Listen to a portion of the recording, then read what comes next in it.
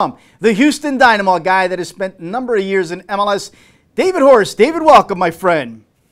Thanks for having me on. Pleasure's all mine. David, let's talk about that game, a spanking you guys gave to your Texas counterpart, FC Dallas, 5-0. I never expected that. I'm sure you and your teammates didn't expect a lopsided win like that. But what worked? What went all right for you guys that game? Talk about it.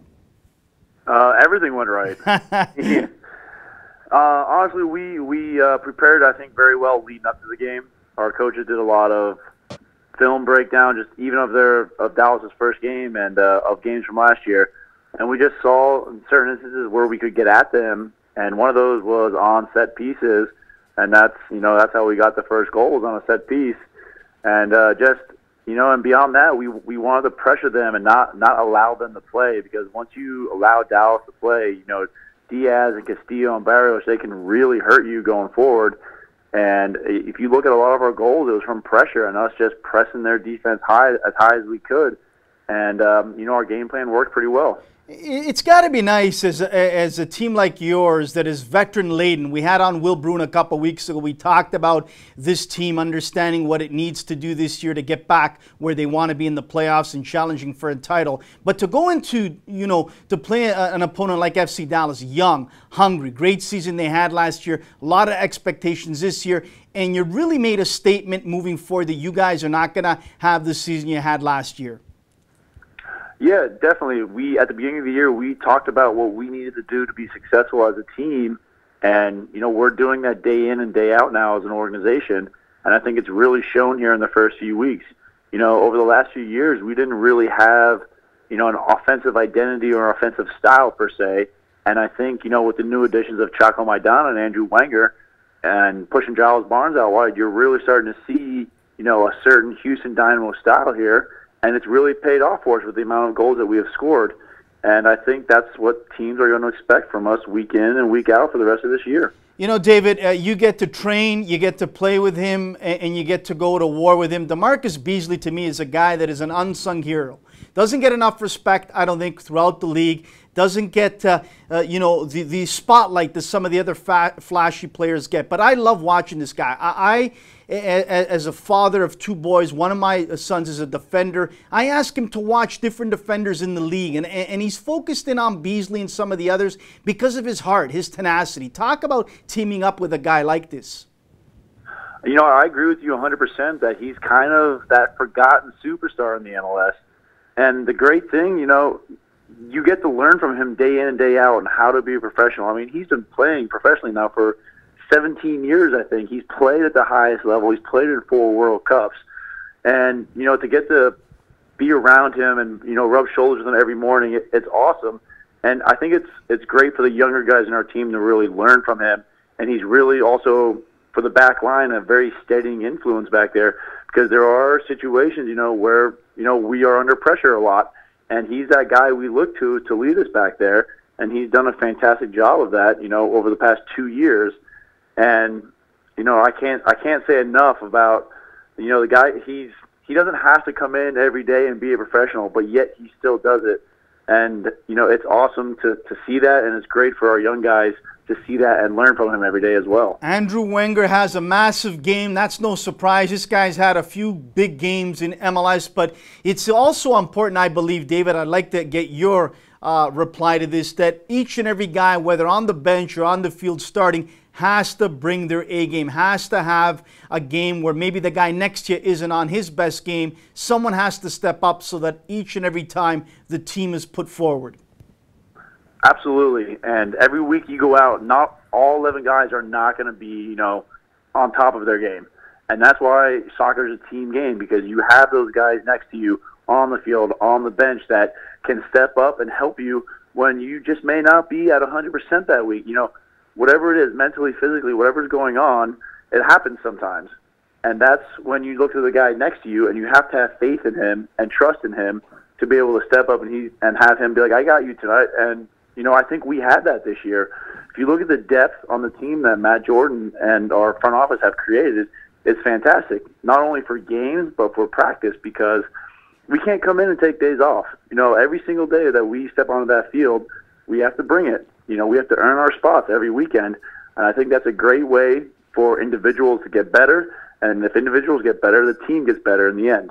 You talked about your front office and Matt Jordan, no stranger to the league, no stranger to playing as many games as he did, a guy that understands. And I think that's great for the players, knowing that there's someone in management that really will go to bat for us when we need to add a piece or two for us to get to where we want to be. I think that's fantastic. But also what is great is the fan support in Houston. It has been unbelievable since day one. We look at the state of Texas, how it's taken off with FC Dallas. We see San Antonio as well. I mean, the state of Texas is really proven to be a hotbed for the game. How great is that as well, David? It's awesome. And the great thing about Houston is that I think I just read that it's the first or the second most diverse city in America. And, you know, you see that in the stands, and you see that now on the team as well. We have guys from so many different countries. And it's great just to see the passion of all those people to be able to come together week in and week out to support us. And, you know, it crosses religious lines, it crosses political lines, and that's the great thing about soccer is that it doesn't matter where you're from, who you are, what you do, you come together and support your team each and every week. And now our team also represents the city that we live in, which I think is awesome because the people then can really connect with us and you know, understand us as we go forward in the season. David, as a defender, it's got to take a toll on your body, on your joints, your hips, your knees, because you're unfortunately not playing week in and week out on beautiful Kentucky grass surfaces. You're going to turf to grass, back and forth, back and forth. It's got to take a toll on you physically, but also mentally. Let's talk about that a little, David, because the bounce of the ball is different. The mentality is different when you want to go in for a tackle, on and on and on. It's got to play a part. You're no stranger to the league. You've played in many you know, stadiums. You've played all over. Let's hear your experiences. It's the thing with MLS is it's a very long season, and there's a lot of travel, a lot of hotel rooms, a lot of plane rides, a lot of bus rides, and you just have to find something, you know, to keep yourself tuned in, whether it's reading a book, whether it's watching movies, whatever it is. You have to be able to find that one thing that, you know, can help you relax on these trips and in hotel rooms and stuff like that. And the other big thing is that it's really noticeable, I think, when people from outside the country come into the league because they don't realize how much travel is really involved. And you honestly have to take care of yourself every single day, whether it's cold tub, whether it's eating correctly, whether it's, you know, the recovery pants, anything like that. You have to do it every single day because then you're taking a 2,000-mile plane ride from Vancouver to New York or something like that, and you're playing in different time zones, different climates.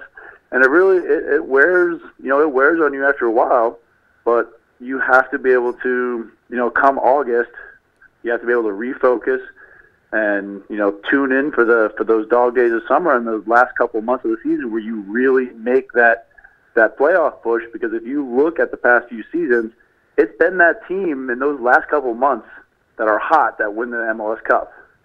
And so you, as a player, really have to tune in mentally and physically as well to be successful. David, let's talk about MLS. It's grown in leaps and bounds. I've followed it since day one. I love MLS the way it has matured as a league that people are starting finally to talk about no longer as a vacation league. I talked to a lot of colleagues, a lot of family and friends in Italy since Giovinco has arrived here. They've looked at the league much, much more differently. Pirlo, New York City FC, Kaká in Orlando, on and on. They're no longer saying this is a vacation league. And why is that? Because Giovinco, when he speaks to the people back in Italy, Pirlo and Kaká as well, they say, look, you better do your homework when you come here. This is not a vacation league. These guys here are for real. This league is starting to take off, and it'll be in the conversation with the elite sooner than later. I think this is great. Talk about how you've seen the league grow in leaps and bounds.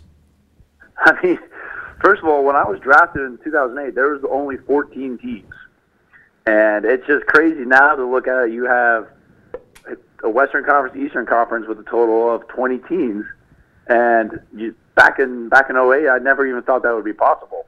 And now we got Minnesota coming in the league, we got Atlanta coming in, we got the LA team. And, you know, just to see the league expand that way has been great. And also, I just think if you look at the level of play as well, it's really gotten better with, you know, the homegrown guys, the Generation Adidas players. things like that has really developed the younger guys. And if you look at our league over the past probably 5 or 6 years, it has gotten a lot younger. And you see, never were there 17 and 18-year-old kids starting in games when I came in. And now throughout the league, there's a couple of them every weekend that are playing. And it's awesome to see those guys getting a chance at an early age, because it's good for our league and it's good for our national team going forward. And it's awesome to see that. It really is. And hopefully the league can keep going in the right direction.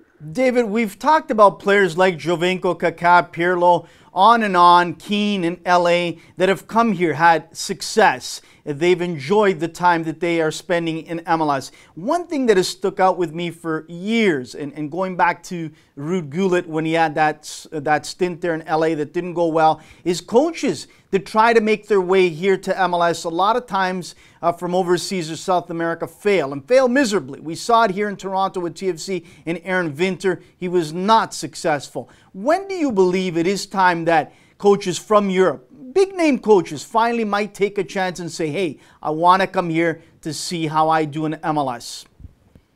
I just think it's going to take a few pioneers ahead of them. Like, for example, our coach here in Houston, I think it's going to take him to be successful and to enjoy coaching in this league and go back home and say good things about it to attract other coaches. Because it's one thing to come over here and coach and collect a paycheck, but these guys they have to enjoy coaching here and being a part of the league, being a part of our culture.